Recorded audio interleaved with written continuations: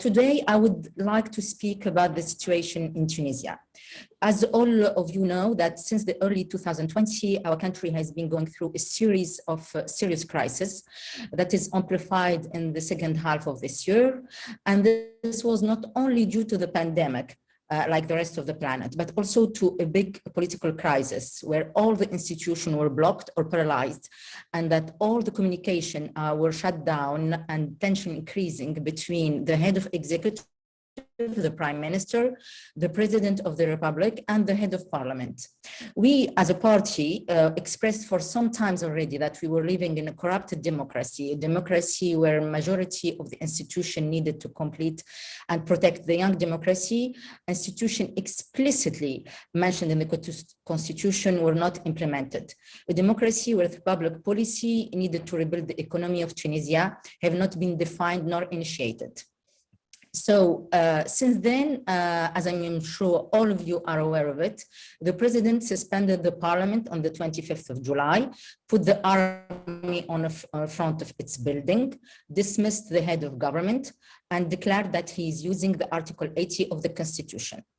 There was a lot of discussion about his use of the Article 80, and clearly it's not like the Constitution said it is. But we as a party and other sister parties were clear about our understanding that Tunisia needed exceptional measure to break the intolerable impasse we were into it.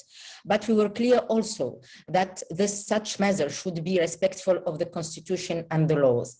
It has been now over 2 months since the state of exceptional situation has been initiated. And unfortunately, we did not see any clear direction or reassurance from the president of what would be his next steps.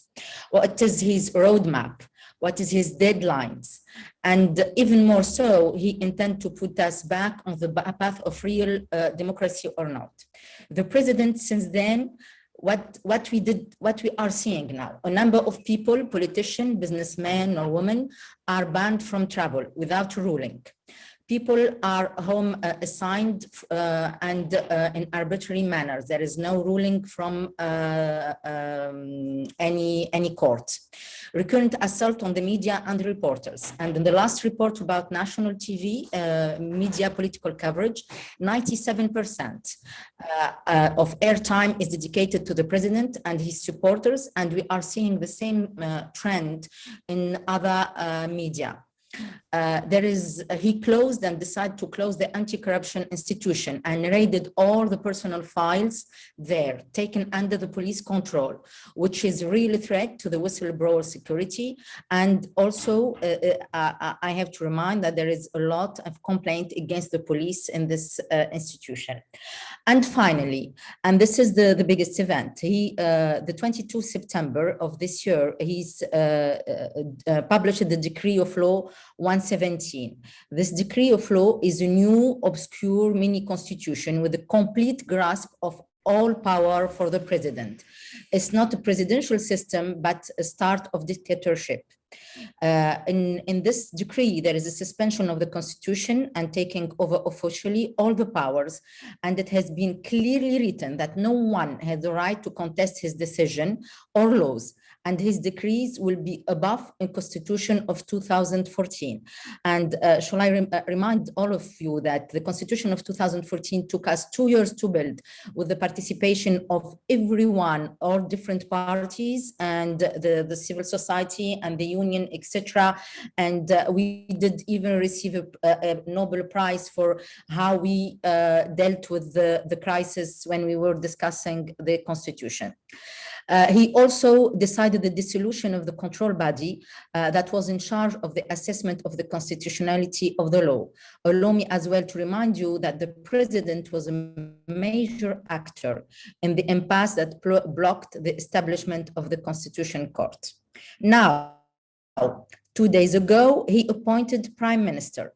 This prime minister, according to the Decree 117, had no prerogative and is not allowed to determine any public policy or choose even its ministers. And now what happened is the nomination of the first woman as prime minister in the Arab world.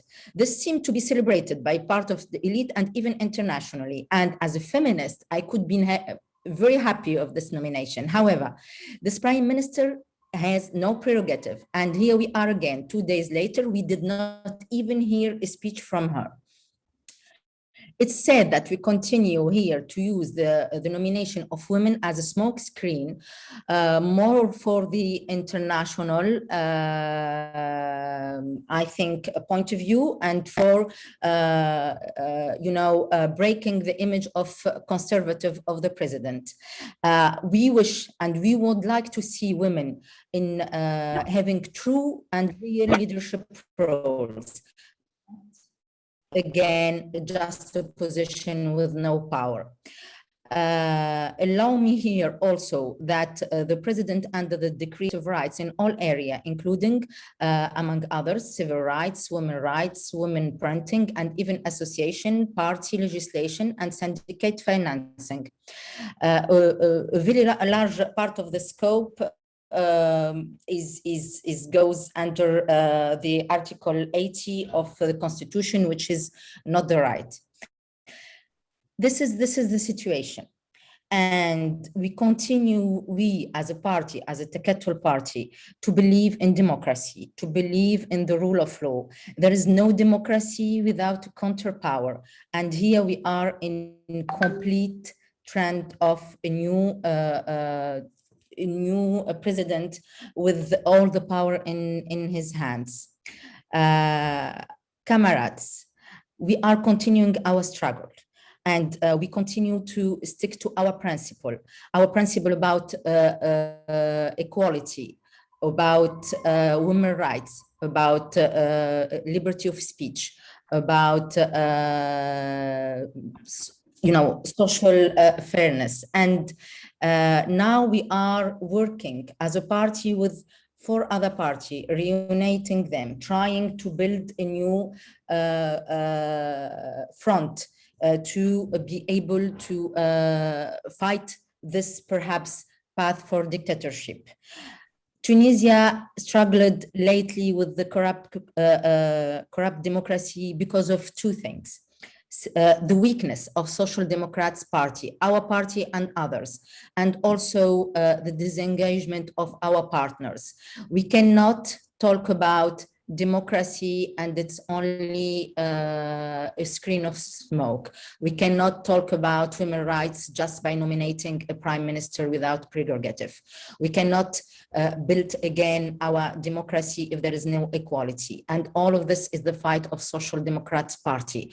We are now 4 parties working as a group, working with the unions, and we have the support of the unions. We are working with the human rights and with the different association and civil society to building this new front. But we are seeing the rise of populism, the rise of people who are after 10 years in what they see as a democracy with a lot of unemployment of people with diploma, with no rights, with the inequality. So here in this meeting, I'm just raising the fact that Tunisia is starting a wrong path.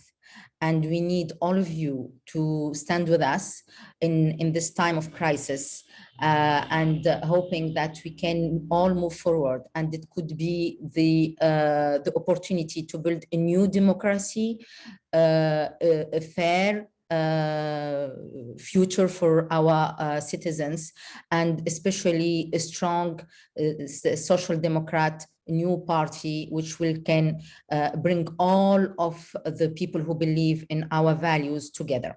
Thank you very much.